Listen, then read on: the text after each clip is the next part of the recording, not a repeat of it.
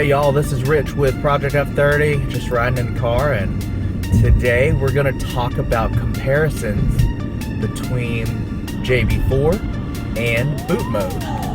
The battle that you've all been waiting for. Everybody's got something to say about one of these tunes, and I've had the pleasure and the privilege of trying them both, and I wanted to do a comparison vid, a good, honest look about how I feel about it. If you watched my other videos, you know that I have a lot of good to say about jb4, and I ran it in my car for a while, and there's a lot of great stuff about it. And since trying boot mode, there's a lot of differences between the two, although they're made to compete against each other in certain ways, and I wanted to talk about the pros and cons of each. Let's talk about application. So, just a reminder, jb4 is a piggyback that hooks up to the map and the T-map sensors, and hooks up also to your fuel system. And that's one thing that you have to hide underneath your bonnet. And it's a box that literally has wires going through your engine bay, but it's easy to put on. Literally takes about 30 minutes. And have a CAN bus adapter that hooks to the OBD2 port, and we'll talk about that in just a second. Boot mode is a flash tune, so you basically, any changes that you're making to the car, you hook up an E-net cable to the OBD port, and when you're ready to make a change, you flash the car, and then you disconnect the wire, and you're on your merry way. This is the way that most tuning platforms have been for a long time. BMW's DME is just really hard to crack, and that's where Burger Tuning actually had a great leg up on the competition, because no one could crack the hardware, and it was really difficult to get in and make changes to BMW's brain. Either one of those applications is not the be-all, end-all. All that aside, when you're running jb4, if you have a warranty appointment that you have to bring your car in for service, you actually have to disconnect the box if you don't have a mod-friendly dealer, which here in Charleston I do not. So, on the contrary, for boot mode, you actually have to reflash the car to its stock tune. They say that that's more detectable, but it's neither here nor there. I never had a chance to actually try out that theory while my car was still under warranty. So technically at that point it's just personal preference. So how does each work? Let's start off with jb4. Very familiar with it, right? You hook up to the T-map and the map sensors, and it actually tricks the DME into making changes and adjustments so you can control boost, control timing, and certain things and certain features about the car. jb4 had boost hijack, gauge hijack, so you could actually have a boost gauge where in place of your fuel gauge, it would hijack it. You had controls at the fingertips, using the BC button and your blinker stalk. You can actually make the changes on the fly even while you were driving, and that was really, really cool because it has the CAN bus functionality, and you pretty much can do everything without having to connect to another apparatus. jb4 is its own apparatus that you've hidden underneath your hood. So, all of that functionality is something, in my opinion, that is a little bit of a leg up with those features on boot mode. You even have the ability to change maps on the fly. So let's say that you're driving to the drag strip, you get there and you're in your stock map, and then it's like, oh, wait a second, I'm going to go ahead and flip this over to map 6, where I've completely customized everything, and boom, there you go. You take off like a rocket, and it's already learned everything about your car. So it's not a bad gig, that. On the flip side, boot mode does have connectivity to where you can control the same features. You can open the exhaust flap and close the exhaust flap. There is no boost hijack, which makes me sad, but that's just kind of like a pretty thing. But you can turn off your active sound, which you can do on JB4. You can pretty much do all of that on an app or on a computer. You just don't have it at your fingertips. So you actually, if you don't have an agent, you have to hook up a laptop. If you do have an agent, of course you can do that while you're driving. So the functionality is not so far behind, but it does require you opening up your phone or a tablet or a laptop to make the changes. To change maps, boot mode does have a little bit of a disadvantage because every single map, it's just the nature of a flash tune, you have to flash the car. So let's talk about that though. While I say it's a disadvantage, it's only a slight disadvantage because in order to flash the car, it has to be parked. You have to be in accessory mode on, and you have to be stable, and you either have to have your laptop or an agent, and if you are using an agent, you have to have your phone, right? So there's a lot entailed in that. After the initial unlock of you installing boot mode, which takes about 15 minutes, each map change is less than 4 minutes. So you're not spending a lot of time dawdling back and forth. You do flash straight away and boom, it's done. So while it's just slightly slower than JB4, it's right there. The leg down for boot mode versus JB4. Boot mode flashes the adaptations away, so every time you change a map, all of the self-learning and stuff has been gone. So the whole point of boot mode is if you can find a map that you like and you make it yours and you let your DME adapt to it, then it's going to be a really great map, right? They do put off some really great off-the-shelf maps that are pretty comprehensive, and like I said, I'm on stage 2, 93 octane, and it's a wonderful map, and it has adapted to my driving style like your normal DME would, and it's made it a pretty crazy and powerful map. Now, where it does have a leg up on the competition on JB4 is the fact that your maps, you can get a custom map. You cannot get a custom map with JB4. You can put in custom parameters, but you cannot do a custom map.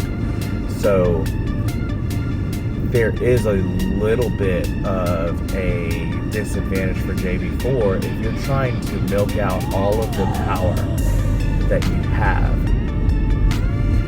Well, there we talk about maps. Let's talk power delivery. I'll start with JB4. Power delivery kicks in roughly around 3,000 RPMs, and JB4 is a very, very powerful tune. It's the reason that everybody gravitated to it. It's the reason that he had speed records. JB4 did a really great job with being able to create a piggyback tune that can give you power. I think JB4 is superior to the Diagnostics Sport Tuner, to Dyna Stage 1. I think it's superior. So, with that being said, JB4 does a really great job at being able to lay power down, but its hiccup is the fact that you do have to wait for the power to kick in. You have to be built for it to work well. And if you're trying to come out and you've got somebody from a 20 mile an hour roll, good luck, you got to build boost first, which sounds like a normal bit of a turbo car, but your power doesn't kick in before that. Boot mode does.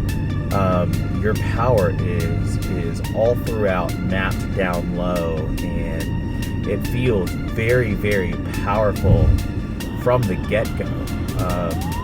It does some really amazing magic, and when you put your pedal to the floor, regardless if you're going 20 miles an hour and you're at 1,500 RPMs, or if you're at 100 miles an hour and 4,000 RPMs, whatever, the power delivery is very strong and very smooth and very linear. You basically have a very adaptable tune and a very smooth tune, so it feels like you have a ton of power, and it also feels like that ton of power is stock, which is an amazing feat. In comparison, the power delivery from the JB4 is a lot more grotesque. Yeah, you get the power, and that's kind of the main goal, but I mean, when you are driving around and you hit pedal and you're using it as a daily driver, I mean, it can rattle you around if you're in map 2. I mean, I drove around town in map 2 for a long time, and that, I mean, when I wanted to get on it, it was there, but the power delivery, if you were going around town, was very erratic, and that's something that I marked the JB4 off on. Let's talk about diagnostics. Both of these things can read codes, right? Both of these things have a way for you to scan your car for any problem codes that show up. Diagnostic trouble codes, DTCs, whatever you want to call them. But things that would throw a check engine light.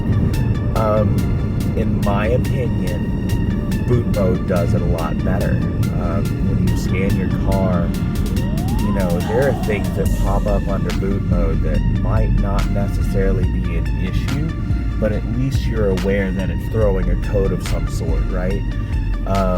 I like to know those things, because if it falls out of parameter, if it's something that is, showing an ugly code or something like that, it gives me a chance to fix it. The thing about JB4 that I worried about was it did throw some shadow codes, and it wasn't always the best thing to hide. Now, they did a really good job at taking away the auto clear, because it would auto clear any type of CPLs, check engine lights, and it could be an important trouble code, and they took that away. But let me tell you, this is my experience, is that even though it took away auto clear, I mean, I didn't have auto clear on. I had a workaround that I could turn it on, but I did not turn it on, and it was hiding a lot of wizardry that I don't think should have been hidden. So, with that, I'll mark boot mode up 1, because I want to see that stuff. It gives you a thorough explanation so that you can make an educated decision on what's next thing.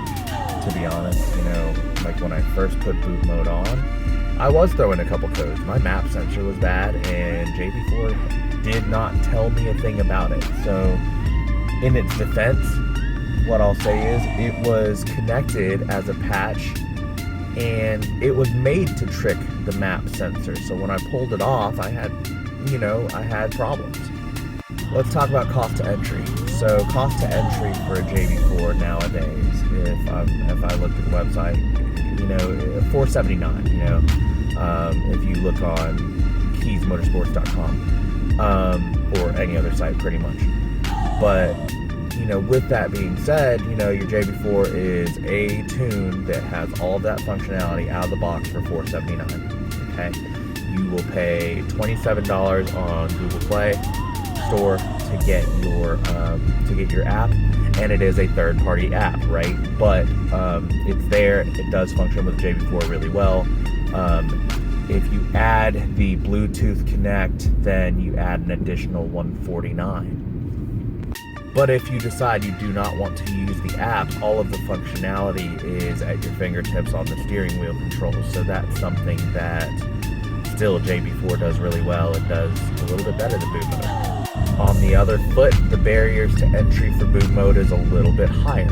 So again, using keysmotorsports.com as a benchmark, it's $595 as of right now, and that includes 1 OTS map. So you don't get the functionality of the 7 maps. But honestly, with the JB4, I only use maps 1 and 2. There really wasn't a lot for me to use the other maps for. But with that being said, you do only get the 1 map with boot mode. As long as it's the map that fits your car best, then to heck with it. Yeah, you're great. Run it. That's great. But it is $595, so it's about $120-something more. And then you'll need a laptop of some sort in order to install it and to do the flashes, or an agent that would have been created. Now, the agent costs upwards of $150. I don't know the exact price. I forgot to price it, but it does give you the app functionality, and the app is free. So again, boot mode's barriers to entry is a little bit more expensive, but where you do get a little bit of a feel good is the fact that the app is not a third party, so it's directly made by the developers of boot mode, ProTuningFreaks. So you'll have that solace that all of the values and the functionality will match. And while the app for jb4 was really good by DMAC, he did have a couple of issues here or there with compatibility where he did have to do some bug fixes. Let's talk about the big differences between jb4 and boot mode. Okay, jb4 is a really cool little comprehensive box, right? You get the 7 maps, you get the code clearing functionality, you get the steering wheel controls and the CAN bus functionality. The one cool thing about jb4 is the fact that you can also run ethanol mixes as long as you have the flex fuel wires, and you can also run water methanol because it serves as a methanol injection or methanol controller. So that is something that boot mode does not do, because at this moment that would have to be done on a custom map. So you could do it through boot mode, but it's not built into the software. There's no OTS map for methanol, because in my opinion, when you're running methanol, you probably want to be able to control the maps very well. So the jb4 is a map controller, and you do have the ability to use it in conjunction with a flash tune like boot mode or active auto work. So we'll talk about that in just a little bit. Boot mode does make it a little bit more difficult on the fly if you're going to be switching from using 93 octane and then you decide you want to run E30 and then you flip back. That's something that I did a little bit with, but ultimately you want to choose a map that's going to be kind of like your everyday, and then if you have a different map you can always download it and flash it. So there's ways around it. It's just a different way of doing things. It depends on which one is the way for you. So we did a pretty comprehensive look at the things that matter with power delivery and the apps and things like that. Each one has their own data log feature. Your data logs for jb4 are going to be saved on your phone or your computer. For boot mode, they're actually saved to the cloud, so you can pick up any computer and log into bootmod3 and find your data logs, or you can log into your phone or your phone app. So each one has the ability to get to them. Boot mode actually has a leg up by putting this stuff on the cloud. So here's the thing, is if you're out and you have an Ethernet cable, which I just keep one in my car, it's not going anywhere, you can take someone else's computer, and as long as they have the agent downloaded, then they can hook up and tune your car. There was actually a tuner that I saw the other day that was in traffic on I-75, and he was tuning someone. He was custom tuning for somebody, and he did the custom tune, and the other person was on the racetrack in some other place, and the dude was able to upload that tune to his car and race for the next race.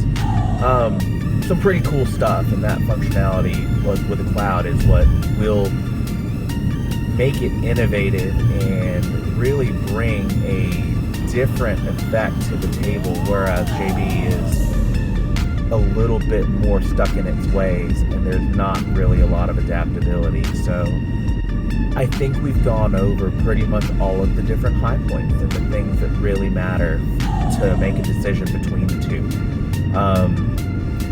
I'm not going to tell you which one I prefer right now, but with that being said, it was a joy to be able to compare the two, and I'm really enjoying what I've got right now because it is very different. So, make a decision for yourself, but reach out to folks who have tried each. Reach out to me. Be active in the community, like Beamer Post or your n54tech.com or the Boot Mode Enthusiasts group on Facebook. You know, there's so many avenues where you can talk to people about their experiences, and everybody's got a different one. Collect that data, find out what works for you if this is your first tune. If you're looking to switch from one to the other, remember there are pros and cons for each. So not one tune is going to encompass it all. One tune is going to fit you better. And, you know, in running both, I've been able to figure out which one was better for me. So I'm really excited to, you know, be a part of your decision-making process. If this video has given you some insight, and definitely take the time to do your research, because once you lock it down, it's a big investment. I mean, you're looking at dropping anywhere from about $500 plus on either tune, and it's a big commitment. So make sure that you've thought it through completely. If you have any questions, drop me a line. You know, drop me something in the comments, shoot me an email, find me on Instagram, Instagram Rich Project F30. You know, subscribe to my YouTube channel. There's always little reviews that I'm doing and blogs on my reviews on products and the things that I'm using. So maybe one will give you a little bit of insight on something that you want to try. Guess what? I tried it first. So anyways, thank you so much for watching. Again, this is Rich at Project F30. I hope you have a wonderful day. Thanks.